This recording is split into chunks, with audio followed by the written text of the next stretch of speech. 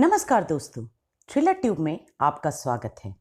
आज जो कहानी मैं सुनाने वाली हूँ वो कोलकाता में रहने वाला हमारी काल्पनिक पात्र नदीम और समीर का है।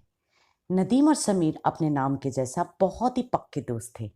दोनों हर चीज एक साथ ही किया करते थे, चाहे वो चाय की दुकान में टफरी हो या सिनेमा हॉल में फर्स्ट डे फर्स्ट शो। दोनों एकदम इंसेपरेबल थे।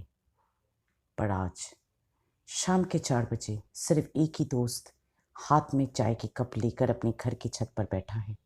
उसके सामने उसकी अम्मी और अब्बू और दोस्त की अम्मी और अब्बू उसके तरफ देखकर बेसब्री से उसका जवाब का इंतजार कर रहा है। पर वो कुछ भी कहने की हालत में नहीं है। चुपचाप कप की तरफ देखकर चाय पी जा रहा है। माहौल बिल्कुल शांत सा है। एक पत्ता भी हिलने की आवाज नहीं आ रही है। ऐसे में अचानक एक आवाज सबको चौंका देता है। बोकाटा! कोलकाता में विश्वकर्मा पूजा के दिन ये एक आम शब्द है जो लगभग सभी घरों के छतों से सुनाई देती है।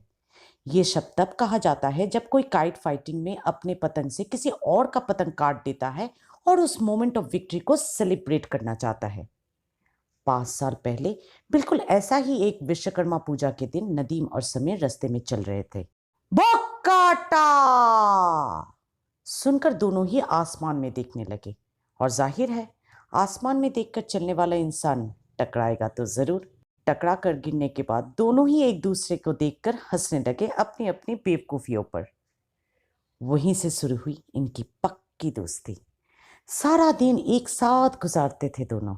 चाय का दुकान, cinema hall, millennium park, shopping mall, कहीं पर भी एक दूसरे के बिना नहीं जाते थे। हर त्योहार एक दूसरे के बिना अधूरा था। यहाँ तक कि जब नदीम को नौकरी मिला अफगानिस्तान में, वो समीर को भी जबरदस्ती अपने साथ ले गया अपने नाम का वास्ता देकर। नदीम का मतलब पता है? दोस्त। मैं तेरा दोस्त हूं ना, तो तेरे को मेरे साथ जाना ही होगा।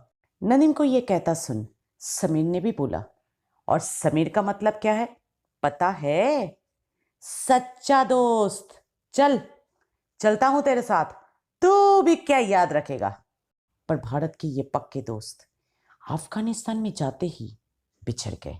नदीम को नौकरी लगा हामिद करजा इंटरनेशनल एयरपोर्ट के मेन गेट के सामने, जो बड़ा सा इंडस्ट्रियल एरिया है उधर। और समीर को हाउस होल्ड हेल्प का काम मिला एक बहुत ही अच्छे कपल के घर में। सिर्फ जुम्माबार ही दोनों एक दूसरे से मिल पाते हैं नमाज के वक्त। अच्छा तो नहीं लग रहा था एक दूसरे के बिना, पर क्या किया जा सकता है। कॉन्ट्रैक्ट 3 साल का था, जुदाई सहना तो पड़ेगा ही। पर 3 साल खत्म होने के पहले ही वर्तमान प्रेसिडेंट का राजपाट खत्म होने की खबर आई। 15 अगस्त, जब भारत में हर कोई स्वतंत्रता दिवस मना रहा था, तब अफगानिस्तान में भी एक फंडामेंटलिस्ट स्टूडेंट ग्रुप अपना कब्जा जमाकर आज़ादी का ऐलान किया। हर जगह एक डर का वातावरण फैल गया। प्रेसिडेंट के साथ और भी इन्फ्लुएंशियल लोग देश छोड़ के भागने की खबर आई। तफरा तफरी हर जगह मच गया था। लोग भारी तादाद में देश छोड़कर जाने लगे थे। हाईवे पूरा गाड़ियों से ब्लॉक हो गया था और हामिद करजा इंटरनेशनल एयरपोर्ट तो जैसे आदमियों की प्रेशर से फटने ही वाला है। समीर जिस घर में काम करता था वहां माहौल कुछ अलग सा था। स्टूडेंट गृहों के समर्थन करने वाले समीर के मालिक सिर्फ समीर के लिए ही चिंतित थे। अपने ओहदे का इस्तेमाल करके समीर के मालिक उसके लिए भारत वापस जाने का ई पास इंतजाम कर दिया। समीर बहुत खुश होकर नदीम को फोन लगाया और उसे ई पास के बारे में बताया। नदीम एयरपोर्ट के सामने वाले इंडस्ट्रियल एरिया में 2.5 सालों से काम करते करते एयरपोर्ट का चप्पा चप्पा से वाकिफ हो गया था। उसने समीर को एयरपोर्ट का एक गुप्त रास्ते का खबर दिया और वहां सुबह 4 बजे आकर मिलने की सलाह दी। पर सुबह 4 बजे लग रहा था जैसे पूरे काबुल को उस रास्ते के बारे में पता चल गया। सब कोई उस रास्ते से एयरपोर्ट घुसने की कोशिश कर रहा था। धक्कम धुक्की चिल्लम चिल्ली हर जगह मचा हुआ था। नदीम और समीर भी धक्का देते देते ऑलमोस्ट गेट के पास पहुंच ही गया था कि अचानक गोलियों के चलने की आवाज सुनाई दिया और पूरा भाग दौड़ मच गया। नदीम और समीर भी भागकर एयरपोर्ट के अंदर घुस गया। सामने एयरक्राफ्ट भी नजर आ गया था। अब बस कैसे भी करके उसमें चढ़ना बाकी था, फिर आजादी। ऐसे में अचानक समीर का पैर किसी और दौड़ने वाले के साथ टकरा गया और वो जमीन पर गिर गया। इससे पहले कि वो खुद को संभाल के जमीन से उठता, लोग उसके ऊपर से भागने लगे। नदीम ये देखकर वापस दौड़ के आया और हाथ आगे किया समीर की तरफ, पर उसका नजर समीर के हाथ पे रखे ई पास पे पड़ते ही एक पल में नदीम का अफगानिस्तान में बिताया पूरा 2.5 साल उसके आंखों के सामने एक फिल्म के माफी चलने लगता है। अफगानिस्तान में नौकरी मिला था नदीम को, समीर को नहीं। ये नदीम ही था जो समीर को अफगानिस्तान में लाया। पर बदले में नदीम को क्या मिला? इंडस्ट्रियल एरिया में काम, जहां रहने के लिए ना अच्छा जगह है, ना खाने का अच्छा इंतजाम, ऊपर से हर रोज मालिक का डांट, एक्सेस काम का थकान और बाकी वर्कर्स का बेरुखापन। और समीर सेंट्रलाइज एसी घर में छोटा मोटा काम करके अपने मालिक का इतना चहीता बन गया कि मालिक ना कि सिर्फ उसका वापसी का इंतजाम कर दिया, बल्कि आज उसे खुद एयरपोर्ट भी छोड़ने आया है। ऊपर से समीर का तनख्वाह नदीम से कई गुना ज्यादा है।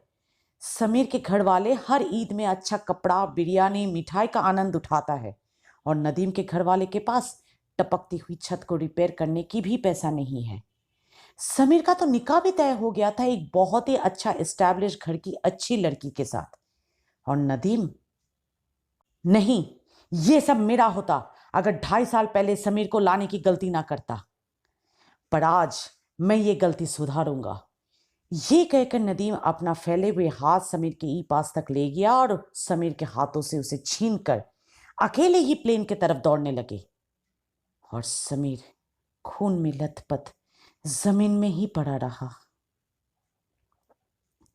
आज 1 महीना बाद कोलकाता में भुक्काटा की आवाज सुनते ही समीर के अम्मी अब्बू और नदीम के अम्मी अब्बू थोड़ा चौंक जाता है। समीर भी थोड़ा चौंक के अपनी नजर चाय के कप से उठाकर नदीम के वालिदान से मिलाता है। नदीम के वालिदान नदीम के 1 महीना तक घर वापस ना आने पर समीर से मिलने आया, नदीम का हालचाल जानने समीर के घर पे। एक गहरा सांस लेकर ऊपर आसमान में देखता है समीर। एक पतंग कट चुका है और वो नीचे धीरे धीरे गिर रहा है। समीर उस पतंग को देखते देखते बोलना शुरू किया। उस दिन हम गिरने के बाद फिर उठ ना सके।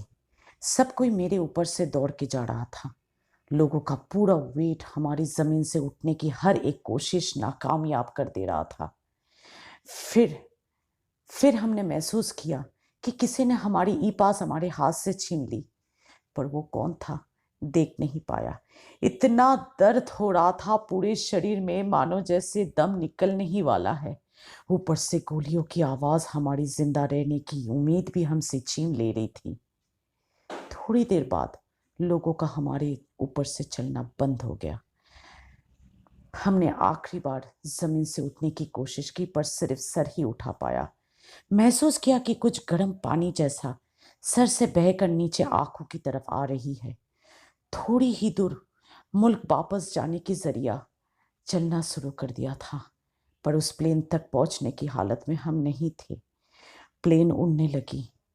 आखिरी बार हमारी दोस्त को प्लेन की पहियों में खड़ा देख बहुत अच्छा लगा। सोचा चलो हम दोनों में से कोई तो मुल्क वापस जा पा रहा है। बस उसके बाद सर से बहकर खून हमारी आंखों तक आ गया और सब कुछ लाल हो गया। समीर ये कहकर खाली चाय के कप टेबल पे रखा और उठ खड़ा हुआ। उसकी नजर उस पतंग पे थी जो कट के धीरे धीरे उसी की छत के नजदीक आ रही है। अपना पोजीशन ठीक उस पतंग के नीचे रख के फिर से समीर बोलना शुरू किया। 1 हफ्ता बाद जब अस्पताल में आंखें खोली तो हमने देखा कि मालिक हमारी बेड के बगल में बैठा है। हमें जिंदा देख मालिक बहुत खुश हुए और उसी रात को ही इंडियन एम्बेसी के साथ बात करके हमारी इवैक्यूएशन का इंतजाम कर दिए। अलविदा कहने से पहले मालिक हमें करंट ई पास के साथ साथ 16 तारीख वाला खून से रंगा ई पास थमाया और बोला, समीर, इसमें लिखे तुम्हारे नाम और हमारे पते से उस छात्रों के गृहों ने हमसे संपर्क किया और बताया कि ये ई पास एक लाश से बरामद हुई जो उस दिन प्लेन की पहियों पर लटक गया था इस मुल्क को छोड़ने की जल्दी में। पर प्लेन उड़ते ही वो आसमान से गिर गया और उसका इंतकाल हो गया। अल्लाह का लाख लाख शुक्र है कि वो तुम नहीं थी।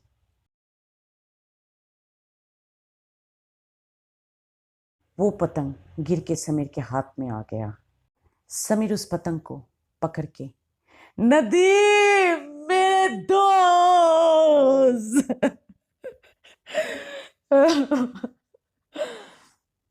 रोने लगे। नदीम के वालिदान भी, या अल्लाह नहीं, नदीम हमारा बच्चा, नहीं नहीं नहीं नहीं, नदीम नहीं, हमारा बच्चा,